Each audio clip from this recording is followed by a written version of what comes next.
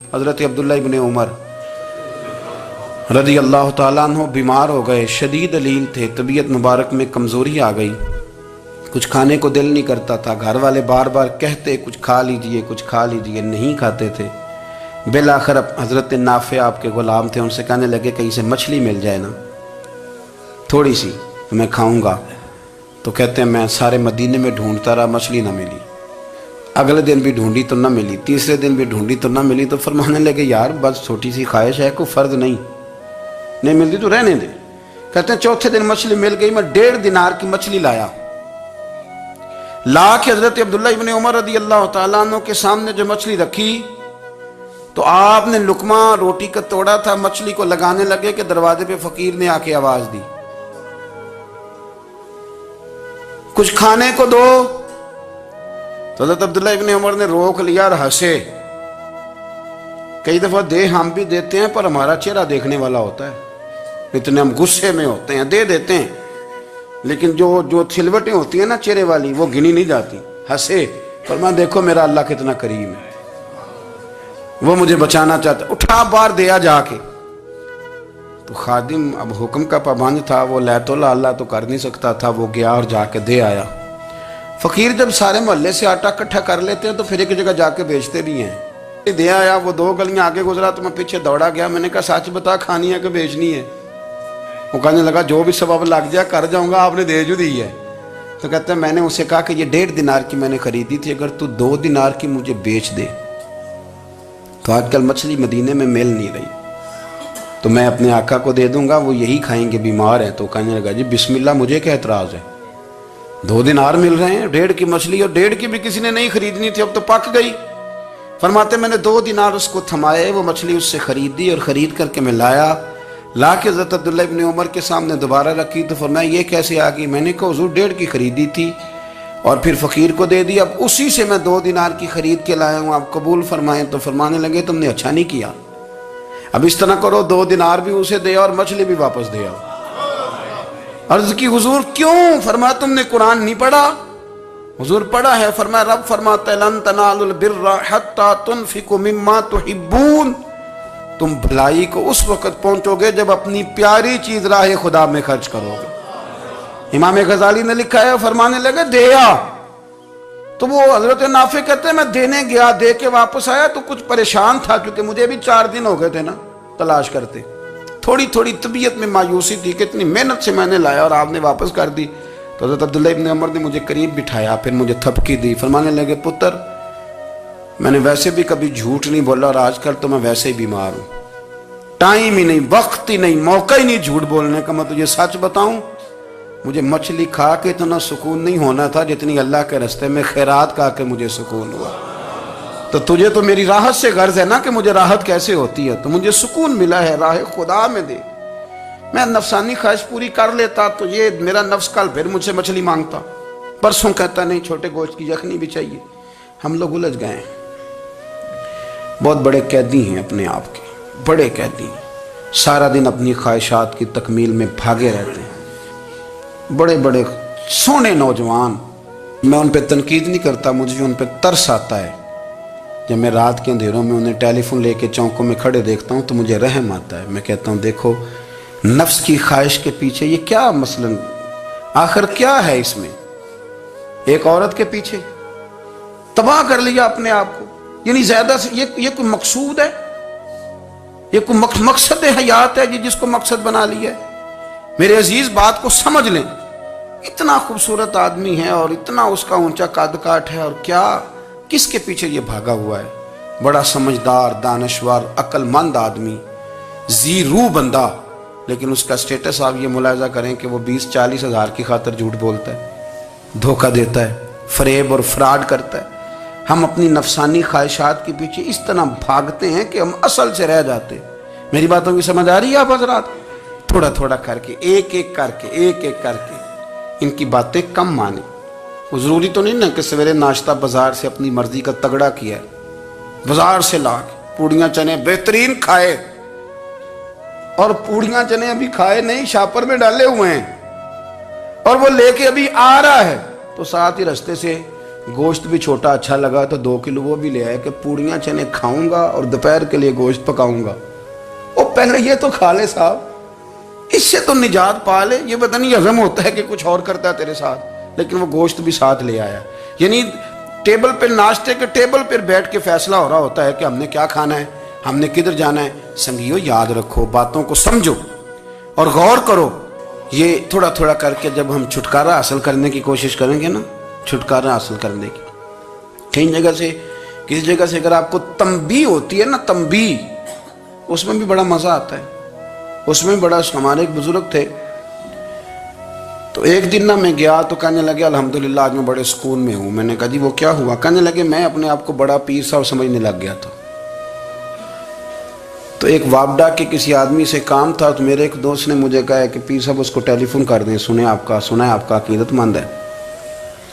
मैंने उस बंदे को टेलीफोन किया तो कहता पीर साहब मैं इज्जत आपकी बड़ी करता हूँ पर यह काम नहीं हो सकता।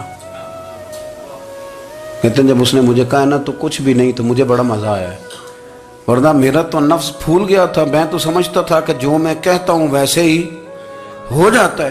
कहते उसने थोड़ा सा ना मुझे लेवल में किया है, मुझे मज़ा आया। ये लोग ना अपने ऊपर बोझ डालते थे, ये थोड़ा थोड़ा पीछे हटते थे, ये समझते थे कि इस तरह तो हमारी तकमील रह जाएगी। सुबह से शाम तक अगर इसी नफ्स की बातें मानते जाएंगे तो खराबी करेगा। दौलत का नशा है भाई, दौलत इकट्ठी करने वाला किसी जगह सैर नहीं होता।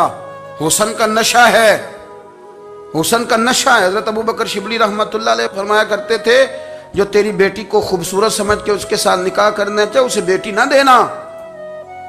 हजरत जी क्यों? फरमाया हुस्न तो थोड़े दिन के बाद खत्म हो जाएगा, फिर वो इसकी कदर नहीं करेगा, वो तो कहीं और मुंह मारता फिरेगा।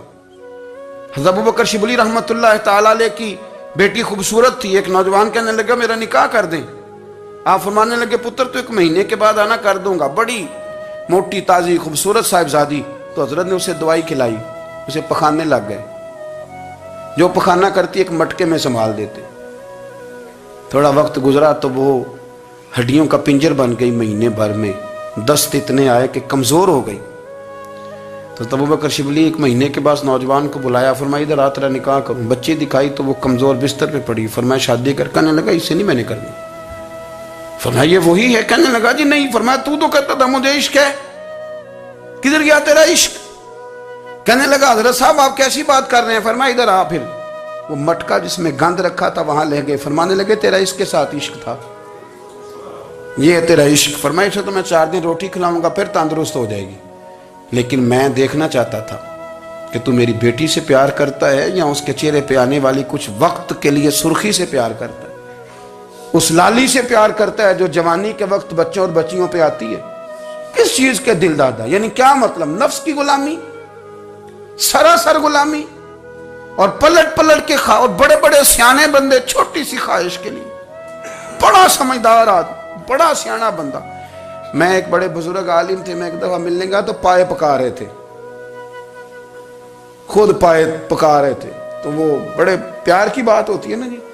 तो तामत बांधी हुई और बड़ी जनाब खस्ता हाली और वो पाए पका रहे हैं। तो मैंने उनसे कहा, मैंने कहा हजरत जी पाए तो किसी और ने भी पका लेने थे, आप बुखारी लेके बैठते, चलो मेरी तरह का कोई बंदा आपसे इस्तेफादा भी कर लेता।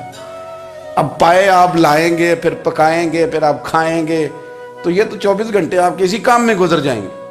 तो ये एक छोटी सी ख्वाहिश के लिए, मैं किसी चीज को हराम नहीं कह रहा। कुरान पाक की जो आयत पढ़ी है सिर्फ उसकी तफसीर आपके सामने अर्ज कर रहा हूं। हमारी ख्वाहिशात माँ पालती है, आपको नहीं पता कितने दुख सहती है। मैं उन माओं को जानता हूं जो बेटे के हिस्सों की मार भी उसके अब्बे से खाती हैं, मार खाती हैं वो।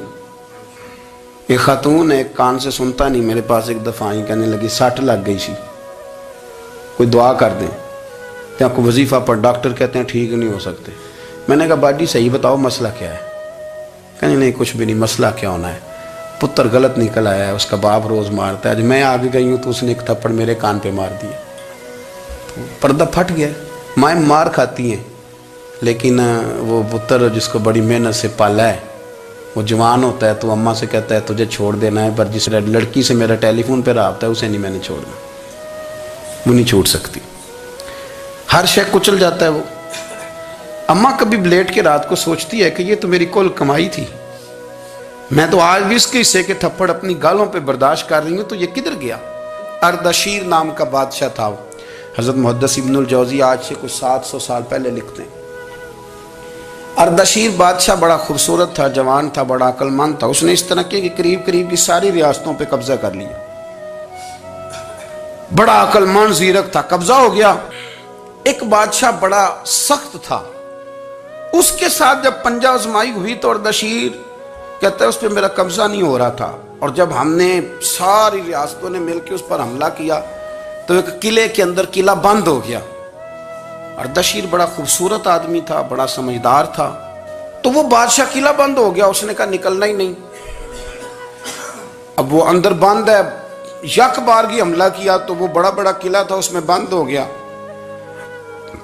اس بادشاہ کی نا جس پر حملہ کیا، اس کی بیٹی اچانک ایک دن قلعے کی دیوار پہ چڑھی تو اردشیر کے حسن و جمال کو دیکھا تو عاشق ہو گئی،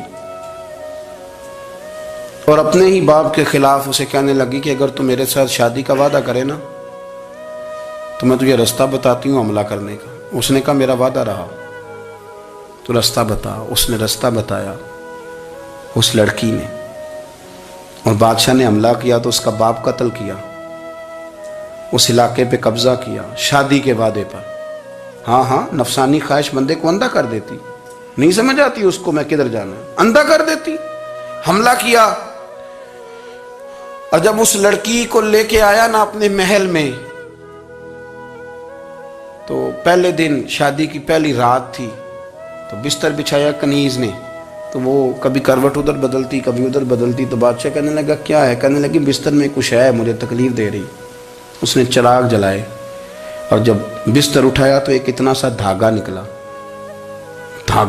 دھاگے سے عموماً تکلیف نہیں ہوتی. تو اس نے کہا تو اتنی نرم و نازک ہے کہ دھاگا. کہنے لگی میرا باپ نا میرے ساتھ اتنا پیار کرتا تھا کہ روز میرا بستر بھی خود بچھاتا تھا، اور اس نے آلہ رکھا ہوا تھا، وہ ناپتا تھا کہ کوئی پایا اونچا نیچا تو نہیں، میری بیٹی کا بیلنس سوتے وقت خراب نہ ہو جائے. اور میرے لیے گوشت اور کپڑے بھی خود پسند کر کے لاتا تھا، کھانے پینے کا خود خیال کرتا تھا. اردشیر کہنے لگا اچھا وہ اتنا پیار کرتا تھا، اور پھر تو نے اس کے ساتھ کیا کیا؟